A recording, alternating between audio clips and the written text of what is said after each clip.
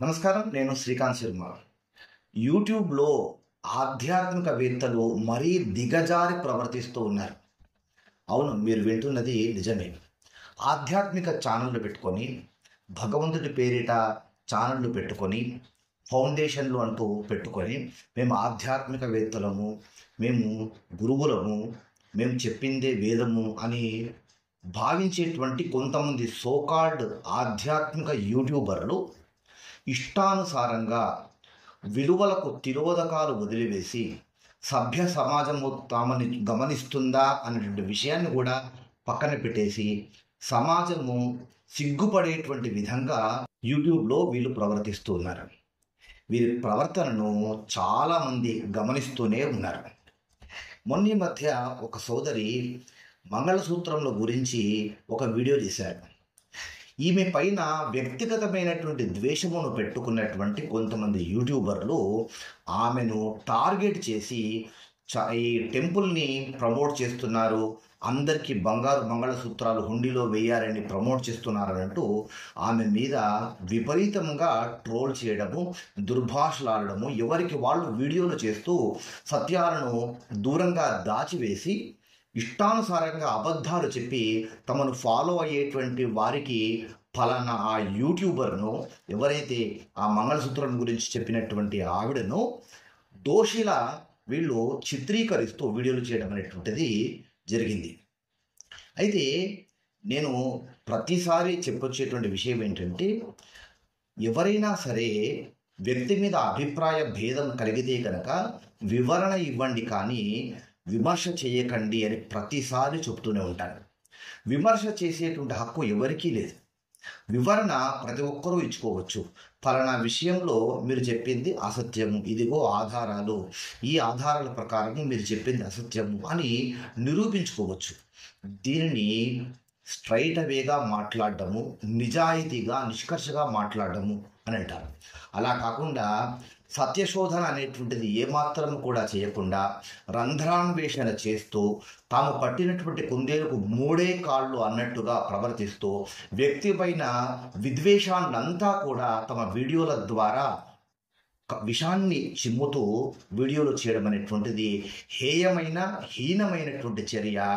ఇవే ప్రతి యూట్యూబరు తెలుసుకోవాల్సినటువంటి విషయాలు. ఎవరిపైనైనా విమర్శ చేయాలి అంటే 1కి 10 సార్లు ఆలోచించాల్సినటువంటి అవసరం ఎంతైనా ఉంది. మంగళసూత్రంలో హుండీలో వేయాలి అని అంటే చాలామంది, అంటే ఆవిడ మీద అభిప్రాయం సరిగా లేనటువంటి వాళ్ళు, మంగళసూత్రంలో అందరూ వేసేటువంటి స్తోమత ఉంటుందా, బంగారు మంగళసూత్రాలు అంటారా అంటూ ఇష్టానుసారంగా కామెంట్లు చేయడం అనేటువంటిది కూడా జరిగింది. మంగళసూత్రము అంటే బంగారంతో చేయబడినటువంటి దాన్ని మంగళసూత్రము అంటారు. పసుపు కొమ్ము వేయొచ్చు అని చెప్పొచ్చు కదా అని అంటారు. స్థల పురాణము అని ఆలయం వారు రాసినటువంటి దాని మీద మంగళసూత్రము అని మాత్రమే ఉంది కనుక సదరు యూట్యూబరు మంగళసూత్రము అని చెప్పింది.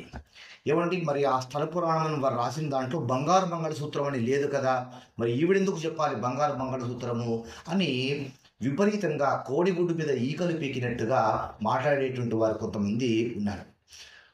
స్థల పురాణం దగ్గర వాళ్ళు మంగళసూత్రము అని మాత్రమే చెప్పారు అని అంటే, మనకు వెండి మంగళసూత్రము, ఇత్తడి మంగళసూత్రము, రాగి మంగళసూత్రము, ఇలాంటివి మంగళసూత్రాలు ఉండవు.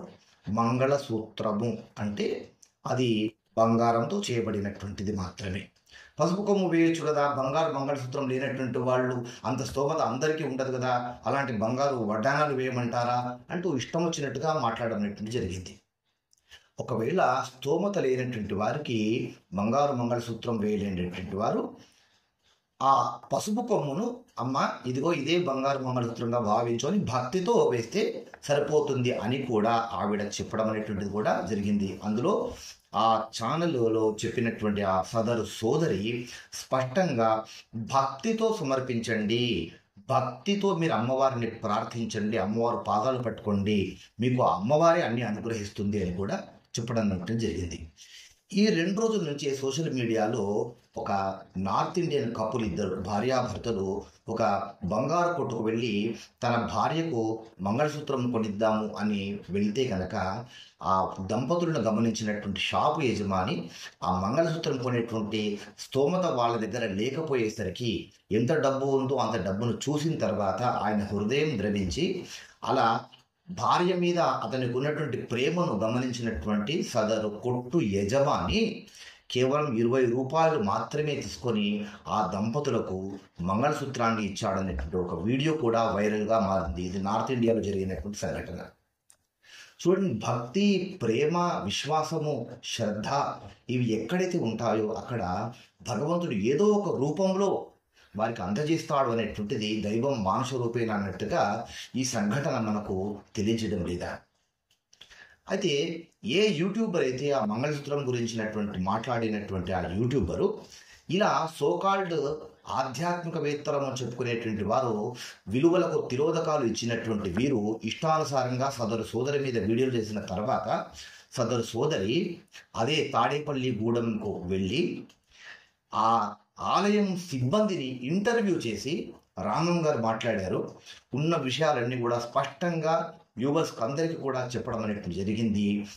ఏం జరిగింది అనేటువంటి విషయం అంతా కూడా రామం గారు చెప్పుకుంటూ ఇక్కడ ప్రజలకు, భక్తులకు ఉన్నటువంటి విశ్వాసము ఇది భక్తుల్లో నెలకొని ఉన్నటువంటి ఒక నమ్మకము అని స్పష్టం చేయడం అనేటువంటిది జరిగింది. ఆ విషయాన్ని సదరు మహిళ యూట్యూబరు ఆ వీడియోలో చెప్పడం అనేటువంటి జరిగింది. ఇప్పుడు తలలు ఎక్కడ పెట్టుకుంటారు ఇప్పటి వరకు విమర్శించినటువంటి యూట్యూబర్లు?